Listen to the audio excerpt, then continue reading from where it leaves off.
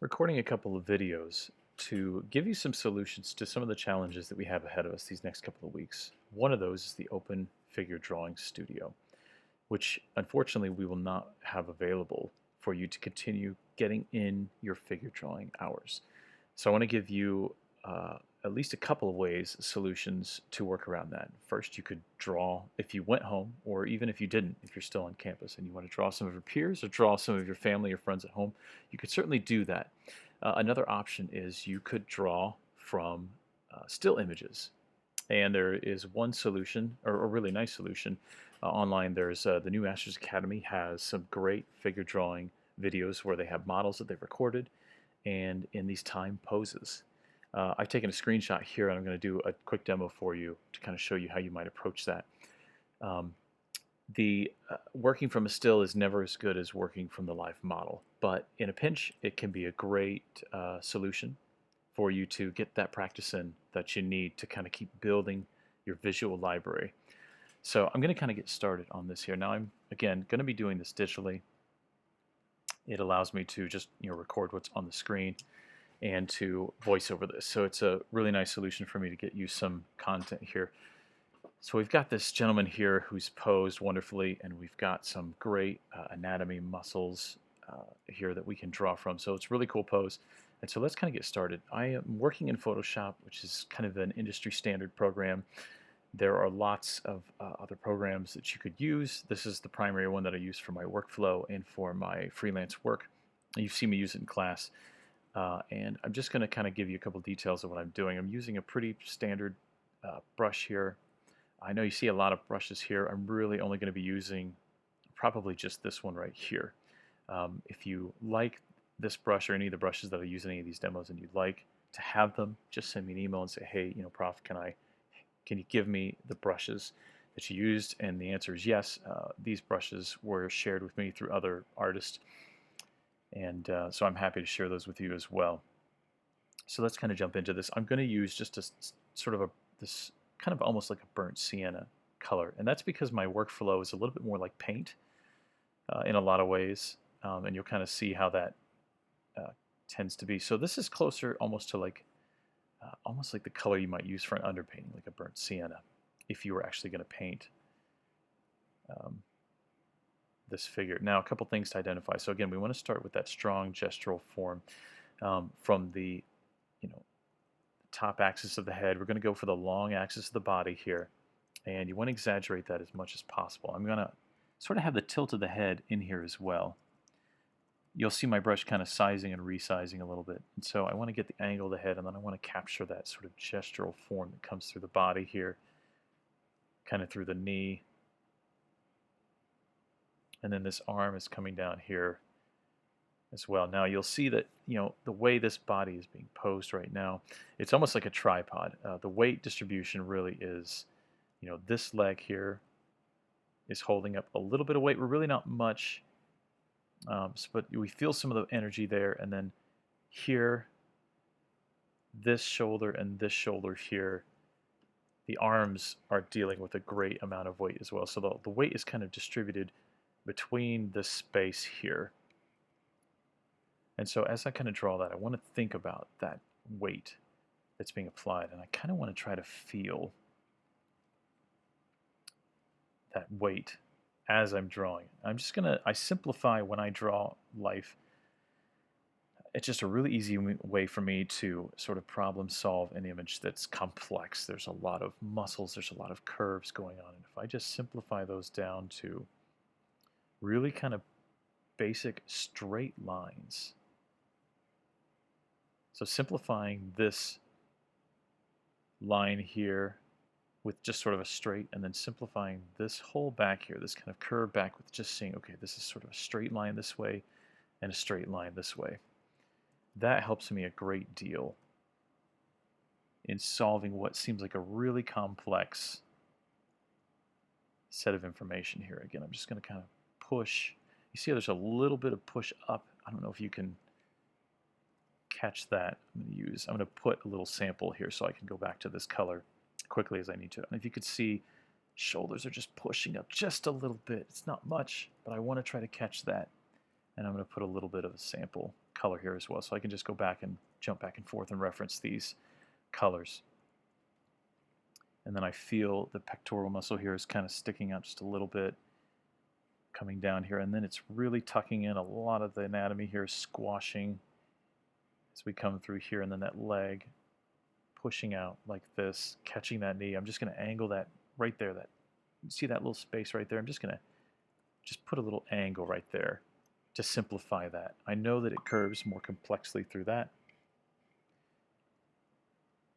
but I'm going to simplify that again. Pull this down like that. That foot.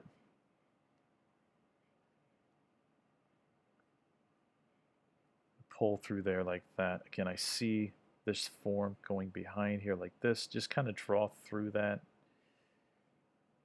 think I'm going to run out of canvas here for the foot.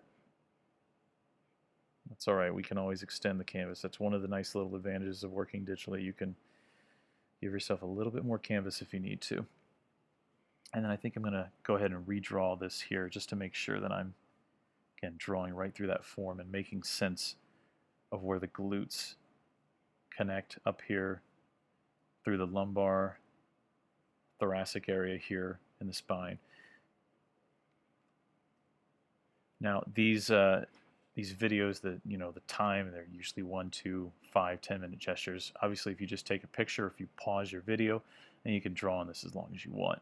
So in this case, I'm taking my time a little bit more so that I can kind of talk through this.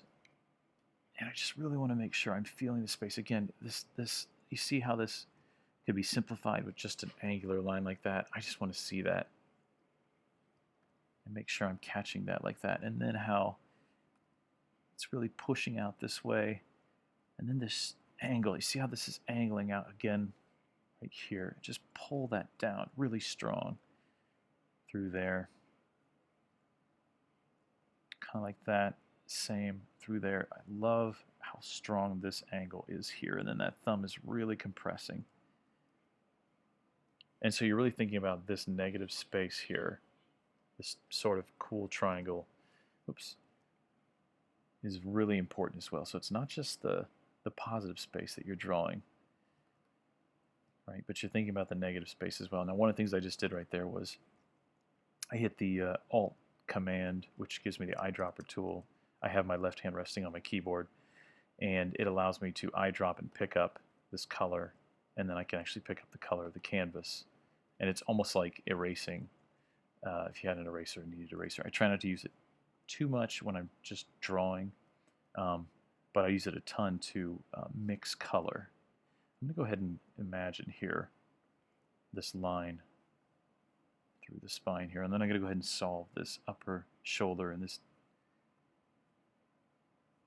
I want to figure out this muscle group here. Deltoid through. The bicep is flattening out here like this. It's picking up this extensor here, and then the tricep is kind of flexing. You can see how strong it's pulling, flexing here, and then it kind of plunges down like this, and it needs to pull past. I want that space, I want that negative space right here to be created, because that hand, I want to make sure that this left hand drops lower than this right hand here, and so I want to give myself enough space for it to do that visually. Again, just simplify anytime you're drawing hands. I know hands are difficult to solve. Really try to just simplify hands anytime you're drawing those. All right, just something like that, just a simple sort of a shape here. And then let's kind of go in here and try to solve this area a little bit better. So that kind of shape here, the lower thigh that connects to the glute here, like that. This comes through, kind of creates this odd little shape here. Just going to go back through. I'm going to see sort of the bottom of the foot, bottom of that heel here. Okay, and I'm going to give myself just a little bit more canvas because I ran out. I was drawing too large, about another inch, maybe another 2. One of the joys of digital, you can give yourself just a little bit more space if you need it. I'm going to pull this up. I really want to see that ankle come through, and then I'm just going to solve this foot. Again, just a really simple form, just simplifying that, right? The toes, the toes are in here. I'm not going to worry about those toes very much. I just want to capture that shape. You see how you can just kind of look at that and imagine that just kind of like that, right? Just a really, really simple shape. Okay. I'm going to drop in just a little bit of value here as well, just so we can kind of see where light and shadow is taking place here. All right, so let's just put some simple value in here. So his head, something like that.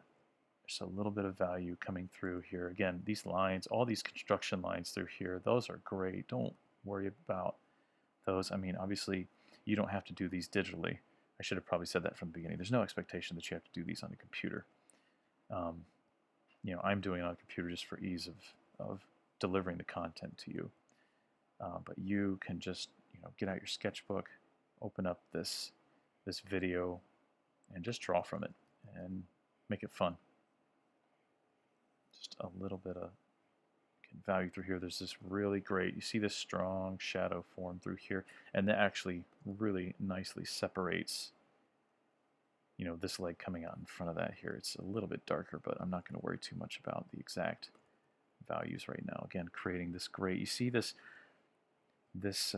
contour line wrapping around the calf muscle here.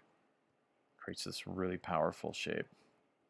Comes up. Again, if you can draw shapes, there's no limit to what you can draw. I'm going to see this out a little bit more like that. And then I want to solve this foot just a little bit more than I am. I just sort of left it hanging there a little bit. I'm going to try to catch the complexity of that a little more. That foot coming down to the heel like that. I'm going to darken this space up just a little bit more, and then you can kind of you could play with this for a while if you wanted to, but you could also just kind of limit yourself and just knock these out a little bit faster. I'm sort of kind of into Playtown at this point and starting to solve all the little muscles, but that's not necessarily something you have to do.